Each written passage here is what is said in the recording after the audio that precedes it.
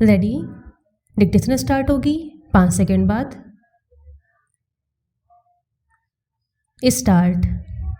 अतिरिक्त सत्र न्यायाधीश परिवार न्यायाधीश हैदराबाद ने अपीलार्थी की दंड प्रक्रिया संहिता की धारा 125 के अंतर्गत प्रस्तुत भरण पोषण आवेदन को आदेश दिनांक 7/8/2017 के द्वारा इस आधार पर स्वीकार कर दिया था कि अपीलार्थी का प्रत्युत्तरदाता के साथ किया गया विवाह शून्य था, क्योंकि अपीलार्थी ने प्रत्युत्तरदाता संख्या 1 से विवाह उस समय किया था जब उसके प्रथम विवाह के विवाह विच्छेद की आज्ञप्ति के विरुद्ध अपील लंबित था विराम।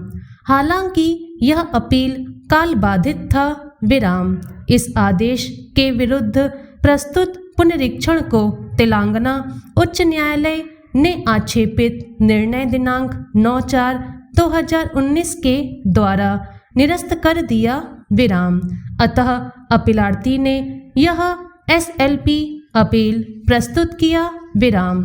अपीलार्थी का पहला विवाह एक अरविंद चैनजी के साथ 11/9/1989 को या इसके लगभग हुआ था और यह विवाह परिवार न्यायाधीश के आज्ञप्ति दिनांक 26/9/2005 के द्वारा भंग करके विवाह विच्छेद की आज्ञप्ति पारित किया गया था विराम।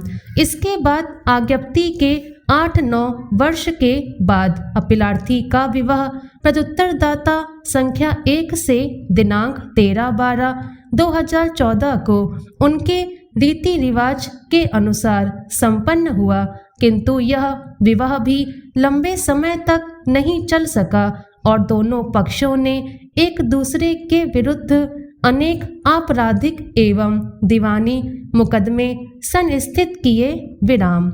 इसी दौरान अपीलार्थी ने दंड प्रक्रिया संहिता की धारा 125 के अंतर्गत भरण पोषण के लिए आवेदन प्रस्तुत किया था विराम। पैराचेंज।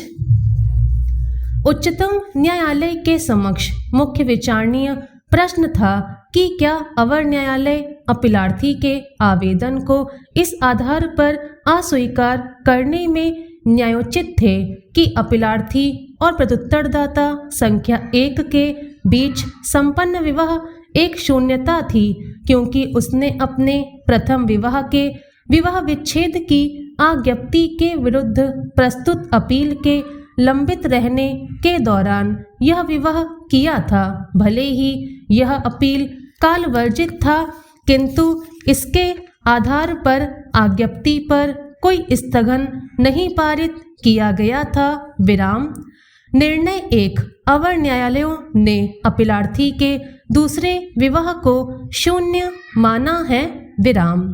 शून्य विवाह को हिंदू विवाह अधिनियम 1955 की धारा 11 में उपबंधित किया है, जो इस प्रकार है।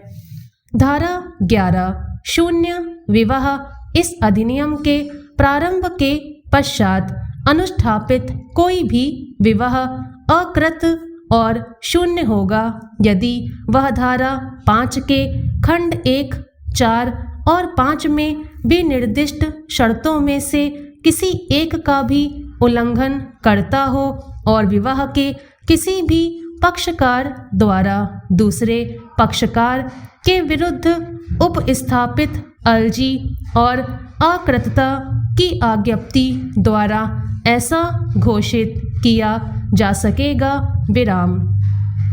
जहाँ तक धारा 5 के कथित शर्तों का संबंध है, इसमें विवाह की शर्तों का उल्लेख है, जो इस प्रकार है।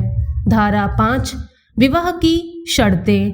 2 हिंदुओं के बीच विवाह अनुष्ठापित किया जा सकेगा यदि निम्नलिखित शर्तें पूरी हो जाए, अर्थात विवाह के समय दोनों पक्षकारों में से ना तो वर की कोई जीवित पत्नी हो और न वधू का कोई जीवित पति हो। विवाह के समय दोनों पक्षकारों में से कोई पक्षकार चित्त विकृति के परिणाम स्वरूप विधिमान्य संपत्ति देने में असमर्थ न हो या विधिमान संपत्ति देने में समर्थ होने पर भी इस प्रकार के या इस हद तक मानसिक विकार से पीड़ित न रहा हो कि वह विवाह और संतानोत्पत्ति के लिए अयोग्य हो या उसे उन्मत्तता का बार बार दौरा न पड़ता हो। विवाह के समय वर ने 21 वर्ष और वधू ने 18 वर्ष की आयु पूरी कर ली हो। स्टॉप।